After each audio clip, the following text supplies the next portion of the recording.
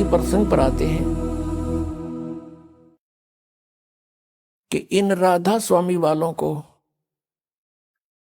इस पंथ के जितने भी शाखाएं हैं, इनके पास सत्संग नहीं है, कोरा कुसंग भरा है। इनको सतनाम का नहीं पता, ये आज तक सतनाम से परिचित नहीं हो सके। तो इस सतलोक कहाँ के जाएंगे? नाम जप 5 निरंकार ओंकार ज्योति निरंजन सोहम और सतनाम। यह सोहम परमात्मा की वाणी से चुराया, करने नो दीदार महल में प्यारा है। निरंकार ओंकार ज्योति निरंजन ये भी वहां से चुरा लिए, जबकि उस करने नो दीदार महल में प्यारा है उसके अंदर ये 500 नाम काल तक के ही बता रखे हैं, यानी काल के ही डायरेक्ट। इन्होंने इनमें से जैसे एक शक्ति शब्द है, ये सोहम शब्द इन शब्दों में नहीं है। निरंकार ओंकार ज्योति निरंजन ये तीनों काल के जाप हैं, और शक्ति दुर्गा का मंत्र है, और सोहम इन्होंने आप जोड़ दिया इसके अंदर। ये 5 मंत्र वाले, जबकि ये 5 नाम अन्य हैं, ये इन कमलों के खोलने के हैं। जैसे मूल कमल गणेश जी का वासा है, उसका मंत्र आपको दिया जाता है। फिर स्वाद चक्र, उससे ऊपर वो सावित्री और ब्रह्मा का वो मंत्र आपको दिया जाता है। जो नाभि कमल है जिसमें विष्णु और लक्ष्मी का वास है, उसका मंत्र अलग से दिया जाता है आपको। और हृदय कमल जो दोनों सतनों के बीच में जो ये स्थान यहाँ पर आता है, रीढ़ की हड्डी के अंदर की तरफ पीछे बैकबोन पर, तो वहां एक हृदय कमल है जिसमें उसमें शिव और पार्वती का निवास है, उसका मंत्र आपको दिया जाता है। कंठ कमल में दुर्गा है, इसका यहाँ पीछे इसका मंत्र आपको दिया जाता है। तो ये 5 मंत्र इन प्रधानों के हैं, वो ये मंत्र नहीं है निरंकार ओंकार ज्योति निरंजन, ये भी इन्होंने गलत सेलेक्ट कर दिए। और ये 5 नंबर मोक्षदायक नहीं है, ये तो प्रारंभिक फर्स्ट एड समझ लो, ये तो फर्स्ट एड है। इसके बाद ट्रीटमेंट शुरू होता है सतनाम से और आदि नाम से।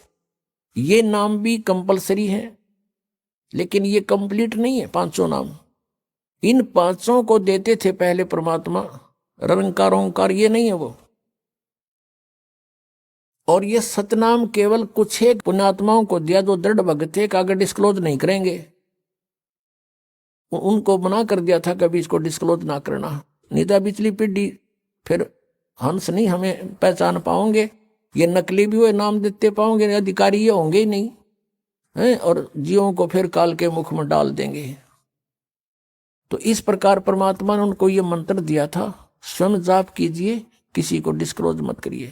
और पहले ये 5 नाम दिए थे, जो दास आपको 7 देता है, 5 दिए थे बीच बीच के, ताकि कुछ चार्जिंग होती रहे इन पुण्यात्माओं की, और ये दोबारा मनुष्य जन्म प्राप्त करते रहे। इस मंत्र से मोक्ष नहीं हो सकता इन 5 नामों से, जब तक ये और सारे कंप्लीट नहीं मिलेंगे।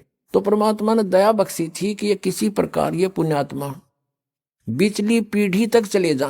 प्रथम जो मंत्र आपको दिया जाता है, उसके जाप से आपके मनुष्य जन्म होते हुए आ रहे थे, इसलिए तो आपको आज भी भगवान की चाह है। नहीं तो ऐसे भी व्यक्ति हैं जो सोचते भी नहीं परमात्मा की ओर, और आप बचपन से ही कोई ना कोई आड़ लेकर भगवान की लगे हुए हो।